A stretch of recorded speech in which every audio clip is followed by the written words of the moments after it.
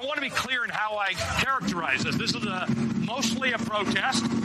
It is not generally speaking unruly, but fires have been started. Okay, it's not generally speaking unruly. It's mostly that's the building that's on fire. Yeah, it's a long story. We probably don't have time to get into it. Look, just take my word for it. It's a mostly peaceful protest, and yeah, I don't know, something happened. In a time when we should all be unified against acts of evil. It is an act of evil to put your knee on the neck of a man, white, black, or green, as he says, I can't breathe, for 8 minutes long. It is an act of evil to go burn down a store that someone put their life savings into. It is an act of evil to beat the hell out of somebody who's attempting to defend their business. It is an act of evil to throw Molotov cocktails at cop cars. These are acts of evil. If we can't all agree on this, we don't have a country. If you disagree on any of these things, then we can't have a country. What do you think you're seeing here? People who are in pain, people who are hurting, people who want justice for George Floyd? Please, shut up with that. Just shut up. And you know what? Even if they are in pain, I don't care. I don't care how they feel. I don't care what they've experienced. I don't care. I don't care. I don't care about any oppression they have in their minds or in reality suffered. I don't care, and I'll tell you why. The moment you set a building on fire, the moment you assault a woman with a 2x4, okay, the moment you victimize the innocent, your feelings don't matter, nothing matters. You are a victimizer, not a victim. But these are terrorists. It's the actions of terrorists. They are committing the actions of terrorists. This is an organized group. They organize themselves to go out and start fights. You can see them standing by. You can see the peaceful protesters go up in front and hold up their hands. And then the bad guys come from the back and throw bricks at the police. And then the police charge. And it's the peaceful protesters who get caught in the sandwich. That's a technique. They see a broken window. They rush to it. They start the looting. They set the place on fire. That is a practice technique. And the people who are honest people in their community who are upset by the police killing, legitimately so, man, that was a bad video to watch. I mean, anybody who watched it turns your stomach. The people who are legitimately upset, who are legitimately exercising their First Amendment rights are screwed. Members of the media, though, were doing the yeoman's work of trying to connect the rioting and the looting to the protests. And this is complicity in violence, trying to connect people who are committing heinous acts of violence and evil with people who are protesting. It's not helping the protesters, and it is making excuses for people who are doing evil things. Even when they get violent, they're not really violent. They're not riots. They're not looting. No. They're actually a merry caravan. That, according to CNN. Not only protesters walking now, but they have several cars that have sort of joined the protest as well. And it's now just sort of a merry caravan. It is worth pointing out that it has been entirely peaceful, sometimes angry, but entirely peaceful. A few people doing some graffiti. When others saw them doing the graffiti, they would shut them down, make them stop doing it. Bottle thrown, which is not uncommon. So there is some of that. But for the most part, they have been very, very peaceful. They haven't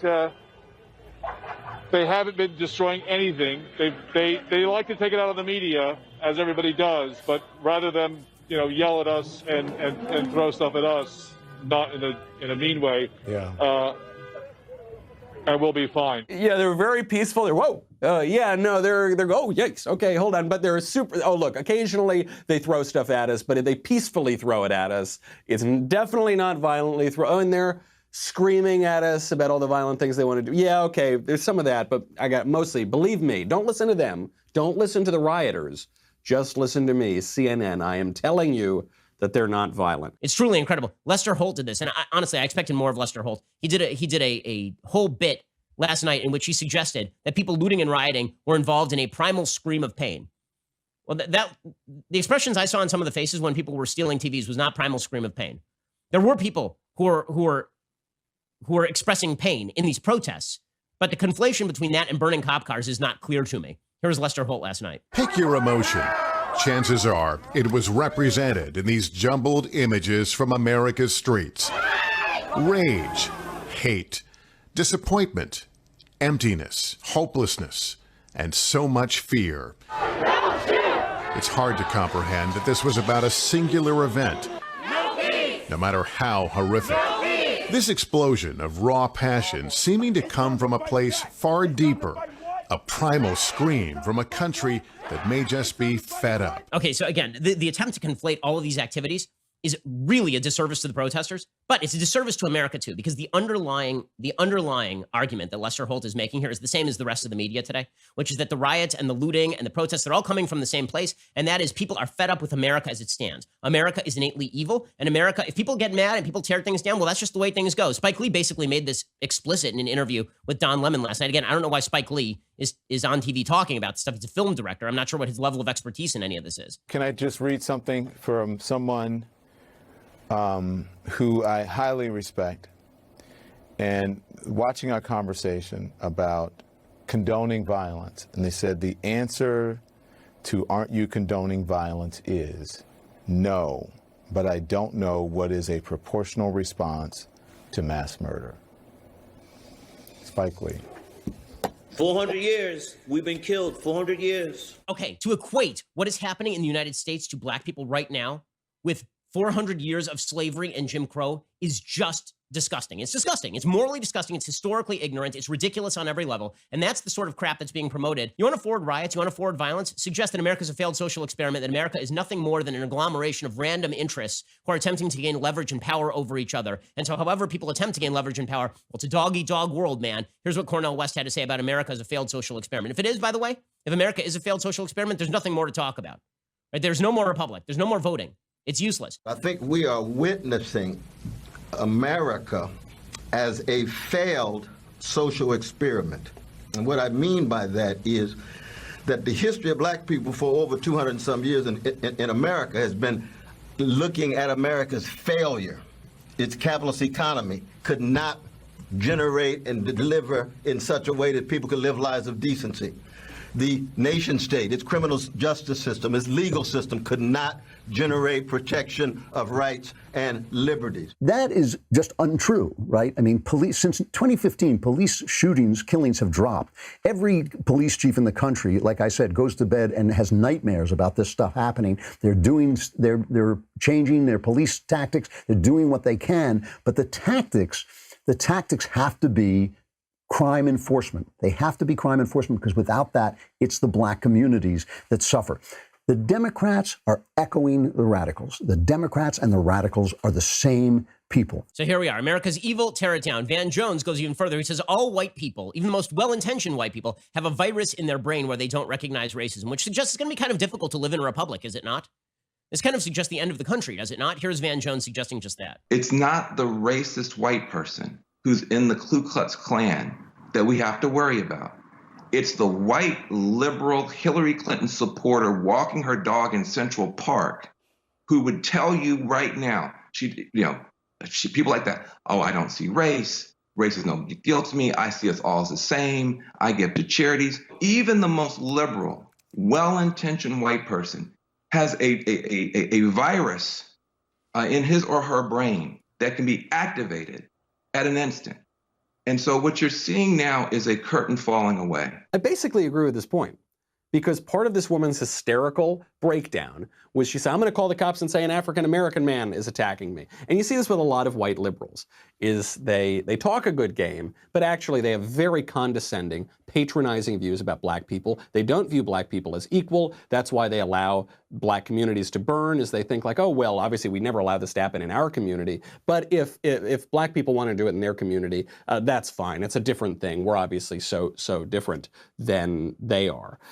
And the effect of this is, well, everyone gets to enjoy their ideology and their delusions and their fantasies, and some people get free TVs. Normal people, good, normal, regular people in communities get destroyed. There was a woman who was interviewed in Minneapolis. Her community has just burned down, and she was sobbing because now she had nowhere to turn. They went straight to office this Max, the dollar store, and every store over here that I go to. I have nowhere to go now. I have no way to get there because the buses aren't running. These people did this for no reason. It's not going to bring George back here. George is in a better place than we are. And last night, I'm going to be honest, I wish I was where George was because this is ridiculous. These people are tearing up our livelihood. So if you side with the rioters, you side against her. You're on the opposite side of her. You're with the people who did this to her. It's a terrible video to watch. Something tells me that woman's not on Twitter. Something tells me that woman isn't coordinating with the Black Lives Matter organization and then coordinating with the Antifa organization and thinking about revolution, and we're going to bring the guillotine and finally down with the system, man, and we're going to bring Marx in here and no. Something tells me she's just trying to live in her community and just have a life, you know, and kind of do the things that we all do in life. And these maniacs, these radical ideological villains have come in and burned down all the places that she goes to and all the things that she cares about.